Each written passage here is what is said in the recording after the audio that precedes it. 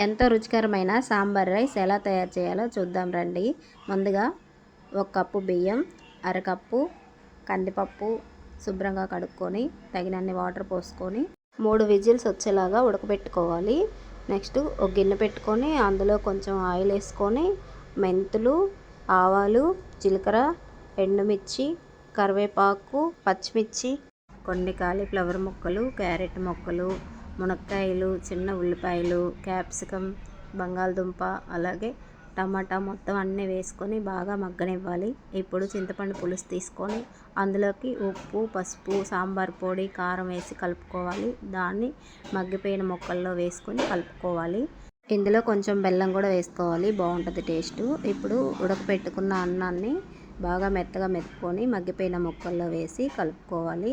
ఇప్పుడు కొంచెం వేడి వాటర్ వేసుకుంటూ కలుపుకొని 2 నిమిషాలు మగ్గనివ్వాలి. నెక్స్ట్ కొంచెం మిరియాల పొడి, కొత్తిమీర, నెయ్యి, కరివేపాకు వేసుకొని కలుపుకొని ఇంకా తింటే వేడి వేడి సాంబార్ రైస్ చాలా టేస్టీగా రెడీ అయిపోతుంది.